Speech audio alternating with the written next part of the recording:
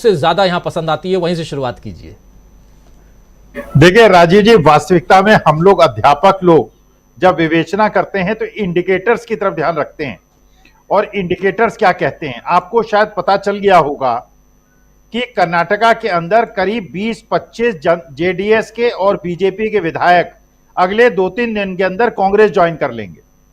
पहली सूचना आपको यह मिली होगी। दूसरी ये मिली होगी कि तेलंगाना के अंदर बीजेपी के एक ऐसे व्यक्ति को जिसको पहली लिस्ट में विधायकी का बीजेपी का नॉमिनेशन मिला था, उसने चुनाव लड़ने से इनकार कर दिया।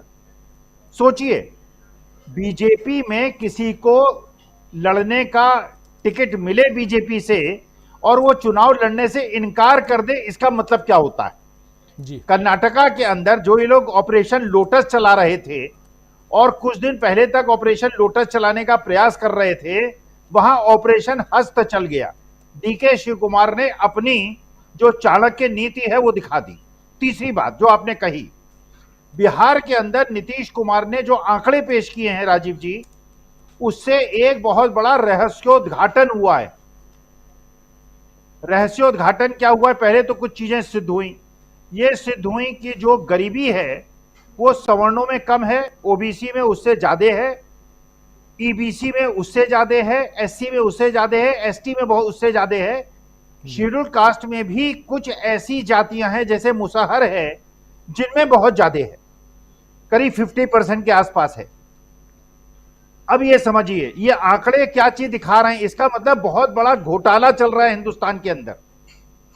वो घोटाला यह है कि अगर 33.5% लोग बिहार के अंदर गरीबी रेखा के नीचे हैं और बिहार की स्थिति आप महाराष्ट्र, कर्नाटका, आंध्र प्रदेश, तमिलनाडु से अगर कंपैरिजन करेंगे, गुजरात से जो महामहिम का और जो सर्वोपरि नेता प्रधान सेवक हैं उनका राज्य है, अगर 33.5% गरीबी रेखा से नीचे रहने वाले बिहार में हैं तो पूरे इंडिया का एवरेज क्या होगा? अगर मोदी जी ये कास्ट सर्वे करा लेंगे और उनकी आर्थिक स्थिति का अध्ययन कर लेंगे तो अगर पूरे हिंदुस्तान में मान लिया जाए कि 33.5% लोग गरीबी रेखा के नीचे हैं तो देश के 60% लोगों को आप मुफ्त अनाज दे रहे हैं। इसका मतलब आप 33.5% तो ऐसे लोगों को मुफ्त अनाज दे रहे हैं जो गरीबी रेखा के नीचे हैं, बाकी आप अपने बूथ लेवल वर्कर्स को दे रहे हैं, आप जो अपने पन्ना प्रमुख हैं उनको दे रहे हैं, जो आप अपने कार्यकर्ता हैं उनको दे रहे हैं। ये अनाज जा खा रहा है और ये अनाज का गोरख धंधा क्या है?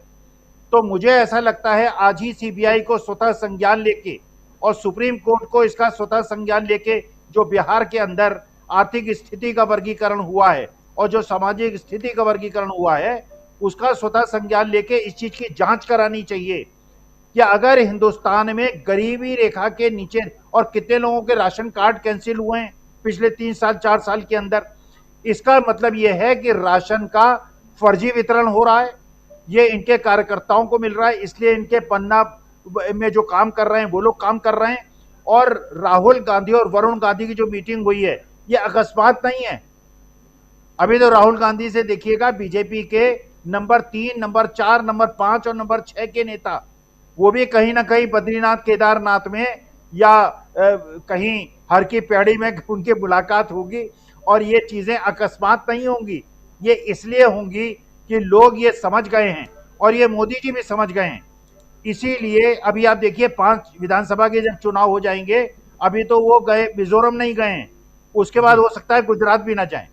तो इसलिए ये समय का जो परिवर्तन हो रहा है, समय का चक्र का जो परिवर्तन हो रहा है, उससे हमें सचेत होना चाहिए। जी, बहुत सारी बातें यहाँ हो रही हैं, लेकिन एक इम्पॉर्टेंट बात यह है कि जो हिंदुत्व का मुद्दा हो, धर्मांतरण का मुद्दा हो या धर्म के इर्द गिर्द रखने वाली बात हो, जहाँ हिंदू को या हिंदुत्व को जो भी कह लें, हिंदी हिंदू हिंदुत्व का नारा देती रही बीजेपी, इन सब को अपनी झोली में डालने की जो कोशिश होती रही है, क्या वो समय अब लगता है कि खत्म हो चुका है? एक तरफ विकास की बात होती है और दूसरी तरफ आप ऐसे सांप्रदायिक मुद्दों को और ऐसे ध्रुवीकरण के मुद्दों को सामने रखते हैं। क्या अब यहाँ से हम ये भी सोचें समझें कि इन मुद्दों की उल्टी गिनती भी शुरू हो चुकी है?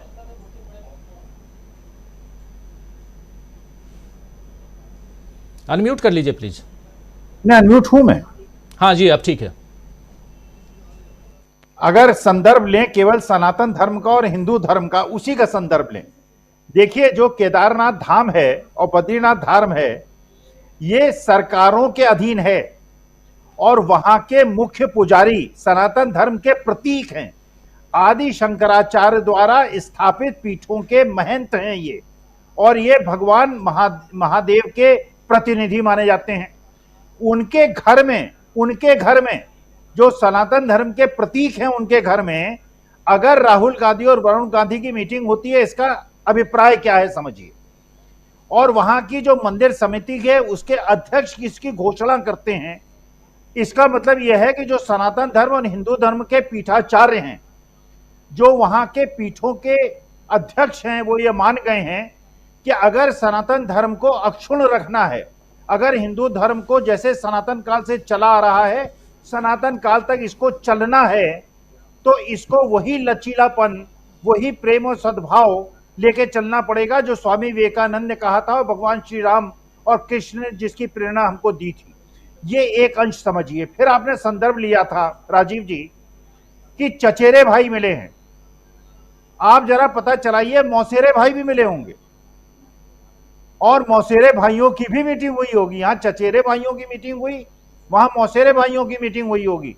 और आज जो राहुल गांधी ने कहा, आज तोता बहुत परेशान होगा, क्योंकि तोते को यह समझ में आ रहा है कि, और ईडी के जो पदाधिकारी हैं आज उनको भी समझ में आ रहा होगा। आपको पता होगा राजीव जी, जो बघेल साहब के खिलाफ ये महादेव ऐप की घटना शुरू हुई, इस कंपनी का रजिस्ट्रेशन 2017 में हुआ है और 2017 में जब बीजेपी की सरकार थी, इसके बाद जो ये महादेव ऐप के प्रमुख कार्याधिकारी हैं, इनकी दर्जनों फोटो बीजेपी के मुख्यमंत्री के साथ हैं, केंद्रीय मंत्रियों के साथ हैं, बड़े बड़े नेताओं के साथ हैं, और उनकी एक भी फोटो कांग्रेसी नेताओं के साथ अमित मालविया कोशिश करके भी नहीं ढूंढ पाए। इसका मतलब यह है कि ये जो महादेव ऐप है, इसको अगर प्रोत्साहित किया गया, इसको अगर बढ़ाया गया, तो इसको बढ़ाया उस सरकार ने जो 2017 में सत्ताधीश थी, जो सत्ता में थी। तो वास्तविकता में आज महादेव ने अपने प्रांगण में, अपने मुख्य पुजारी के घर में राहुल गांधी और वरुण गांधी की मीटिंग करा के ये संदेश दे दिया कि सनातन धर्म अगर सुरक्षित है तो सनातन धर्म के मूल्यों का पालन करना होगा। और राजीव जी आप जानते हैं, महादेव, मैं तो काशी हिंदू विश्वविद्यालय का पढ़ा हुआ हूं, महादेव और सती, महादेव और पार्वती, ये जो अर्धनारीश्वर रूप और ये जो उन्होंने प्रज्वलित किया था, तो भगवान महादेव हमेशा ये चाहते हैं पति पत्नी बगल बगल विराजें। अगर पत्नी बाम अंत में ना विराजे तो वो पुरुष सनातन प्रेमी हो नहीं सकता। तो सनातन धर्म के मुख्य पुजारी ने भी ये संकेत दे दिया, ये इंडिकेट कर दिया, ये इंडिकेटर दे दिया कि सनातन धर्म को आगे अगर बढ़ाना है तो प्रेम और सद्भाव के रास्ते से ही बढ़ाना होगा। जी बिल्कुल, प्रेम और सद्भाव, ये तो हर